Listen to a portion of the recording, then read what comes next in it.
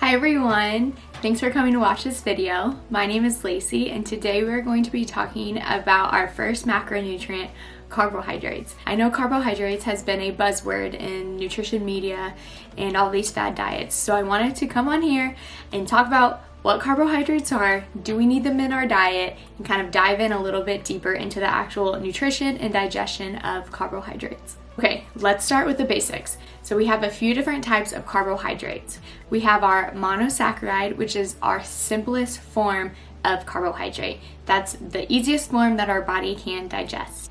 Then we go to our next level, which is a disaccharide, and that's that next level of two monosaccharides bonded together. So it takes a little bit more for our body to digest. And then we go to our oligosaccharides, which is our medium chain of monosaccharides. So another step up, it takes a little bit more for our body to digest. And then our longest chain is a polysaccharide, which is a very, very long chain of monosaccharides. It's our most complex form of carbohydrate. So our first carbohydrate food that we're going to talk about are grains. So those are what most people think of carbohydrates. So we have our wheat, rye, barley, oats, pastas, things like that that we think of are high carbohydrate rich foods. And then we go into fruit, which has a high carbohydrate content, which I think fruit has a negative connotation sometimes. I've heard in some diet cultures that fruit is not allowed in the diet.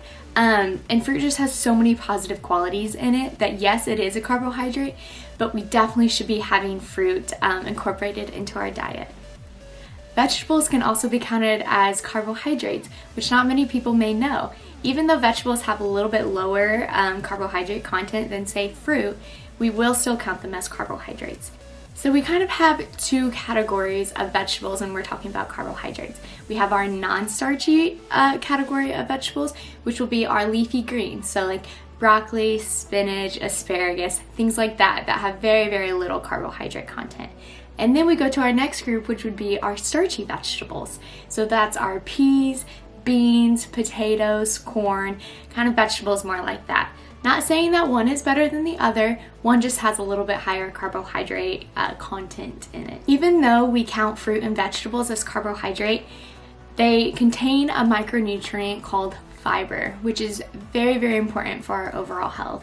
So some of these diets that are limiting fruit and vegetable intake, we want to cut that out. We want fruit and veggies all throughout our days to incorporate fiber. So there's two types of fiber that we can ingest from these foods. We have our soluble and our insoluble. So kind of like they sound, soluble is able to be digested into our body. So soluble fiber helps lower blood glucose levels and kind of keeps those in range, which is very important. If we have uncontrolled blood glucose levels, then that increases our risk for type 2 diabetes. And then we have insoluble fiber, which kind of just like how it sounds, our body doesn't digest it very well. So what that does is it kind of moves all of that food through our digestive system to keep things regular, to keep things moving, and so we don't have a lot of food just sitting in our stomachs. So even though there's kind of two different types of fiber, they both are very important, and they often are found in similar foods. Some foods that contain soluble fiber would be things like oatmeal, nuts, apples, and blueberries. And then some foods that contain insoluble fiber would be things like whole wheat bread, brown rice, whole grain pasta, and things like that with that whole grain included. When we have a diet that is high in fiber, it greatly reduces our future health risk outcomes. So things like type 2 diabetes, hypertension and high blood pressure, uncontrolled blood glucose levels that could then result in type 2 diabetes, and even high triglyceride levels, all can be affected by a low fiber diet. So that's why we really want to increase our fiber in our diet to help manage all of those future health outcome risks. And then kind of that last group of carbohydrates will be our sweets, right? So things that we all know are carbohydrates. Cookies, cakes, pies, all of that are obviously going to be counted as in our carbohydrate group. So when we're talking carbohydrates, we're going to kind of have two groups of carbohydrates. We're going to have our refined, kind of processed grains, and then we're going to have our non-processed, unrefined grains. So that unrefined grain is going to be that whole grain. So there's three parts to a grain. So you're gonna have that outer layer of the grain, which is the bran, and this is gonna have the most fiber in it. The inner of the grain is gonna be the endosperm. And then the tiniest little portion in the inside of the grain is gonna be the germ. And the germ is where most of those micronutrients and a lot of that nutrition is.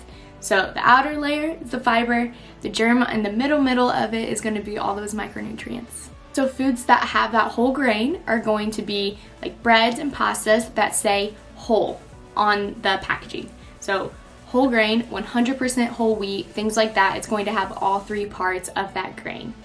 Oatmeal and quinoa are also two great sources of whole grain and whole carbohydrates. So now when we think of refined grains, that's going to be more of our processed foods. So what companies do is they take off that outer layer, that bran. So right there, we lost a lot of our fiber. So they're gonna keep that endosperm, which is a little bit lighter, a little bit fluffier, but not as many nutrients. So foods like white bread, white pasta, kind of some of those baked goods, that's what this is gonna be, just that fluffy endosperm.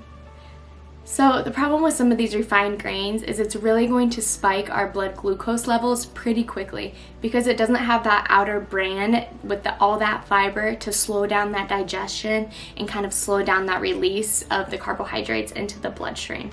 So that's why it's so important to incorporate all of these whole grains into your diet to not only help with blood glucose levels, and it's also going to make you feel full longer. It's going to have that satiety because the carbohydrates aren't digesting super quickly. So when we're thinking about the digestion of carbohydrates, it's actually the only macronutrients. So our three macronutrients, carbohydrates, fats, and proteins. It's the only macronutrient that really starts digestion in the mouth. So it's pretty quick. There's actually a stage to digestion called the cephalic phase, which is kind of crazy because it can start happening before you even eat any food. So have you ever been to Thanksgiving and you see a pie or something and your mouth starts watering and you start salivating and you really want that carbohydrate food? That's the cephalic phase. Your body's kind of getting ready, it knows that it's gonna get carbohydrates, and so it starts releasing saliva. And what our bodies has is an enzyme in our saliva that starts breaking down carbohydrates as soon as they enter our mouth. So once that carbohydrate gets into our mouth, it's going to start digestion chemically and then also mechanically. So chemically is going to be from that salivary amylase, that enzyme that starts breaking down the carbohydrate molecules, but then also mechanically because we start chewing the food. Once we kind of get all that food chewed up in our mouth, it's going to go down our esophagus in a bolus form. So once that carbohydrate food gets into our stomach, it's all controlled by hormones from there. So we have certain hormones that tell digestion to speed up, but then we also have some that tells our body to slow down digestion. So our stomach have a few different walls of muscles that all move in different directions. So this allows our body to even more mechanically digest the food that we just ate.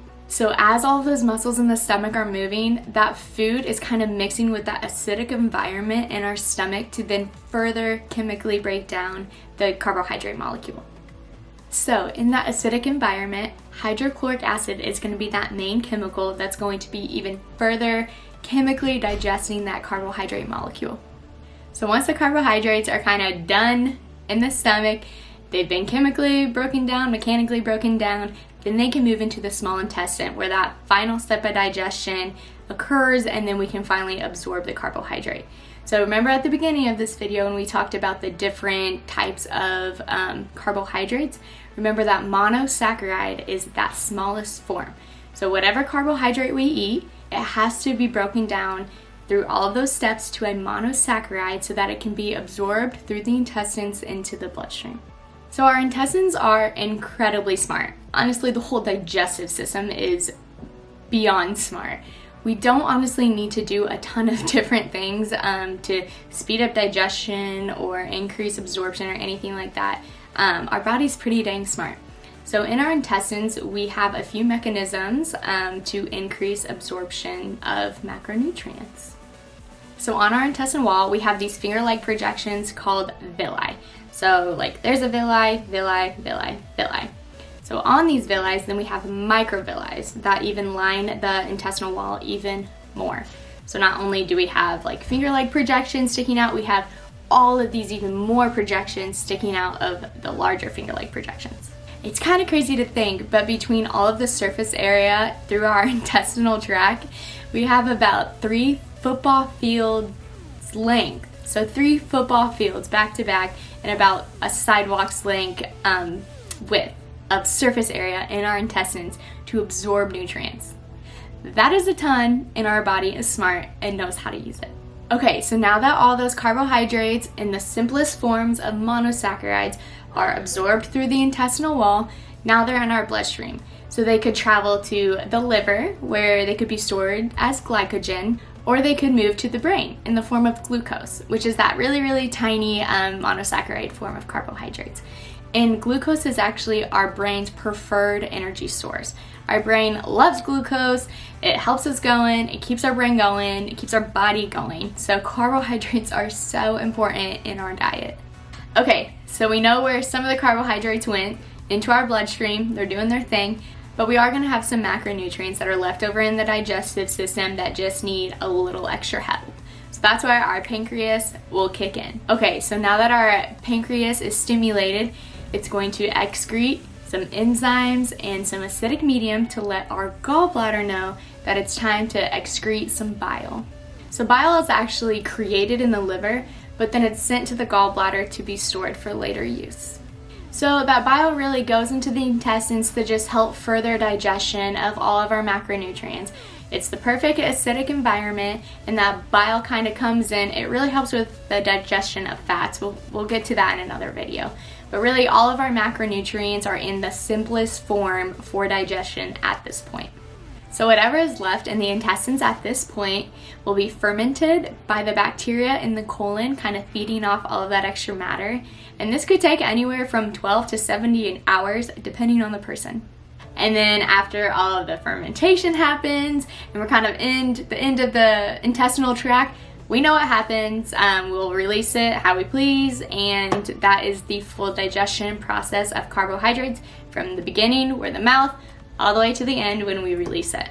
So the main points that I want to get across about carbohydrates is carbohydrates are not the enemy. I think they get a really bad rep, and they honestly are one of the most important macronutrients. Our bodies need them, we crave them. How we get up and move every day are from carbohydrates. So I kind of want you to remember one main point. A carbohydrate, so if we're talking 1 gram of carbohydrate, it's 4 calories. So let's say we have 1 gram of carbohydrate from a cookie, 1 gram of carbohydrate from an apple. They're both going to be 4 calories, okay? So the only difference is the micronutrient content. Obviously, we know apples have more fiber, we have more vitamins and minerals, probably going to be a little bit better for our overall health, right? A cookie is not bad at all. It just has a little bit less fiber and micronutrients. That's really all it is. So when you're thinking about carbohydrates in your diet, let's kind of change our thoughts to carbohydrates are bad, we can't have carbohydrates, to what kind of carbohydrates are we eating? Do we have high fiber in our diet? Are we having multiple servings of fruits and veggies each and every day? That's kind of how we can get this bad mentality of carbohydrates kind of switch in saying, okay, what carbohydrates are fueling my body properly and what tastes good?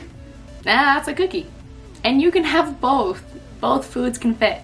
The importance of having, say, that apple that has fiber in it, it's going to keep you full longer. It's going to keep you satisfied. You're not going to have that crazy downfall of energy in the afternoon because your blood glucose just plummeted. It's that apple's going to keep you full and happy, and you're going to maintain energy levels for longer because of that fiber in the apple. So a good rule of thumb is just to spread out carbohydrates throughout your day. If you have a very, very high carbohydrate breakfast, say you have a waffle, a pancake, a glass of orange juice, or whatever you want in the morning, you may experience that energy drop in the afternoon just because of that huge rush of kind of those refined carbohydrates that don't have very much fiber. So they're going to digest quickly, your blood glucose is going to spike, and then you're going to hit that crash later in the day. So if we kind of turned our breakfast over a little bit, still incorporated carbohydrates, but let's do oatmeal with some blueberries on it. Even though it's still carbohydrates, it's going to have higher fiber, you're going to feel fuller for longer, and you're not going to have that energy crash in a few hours.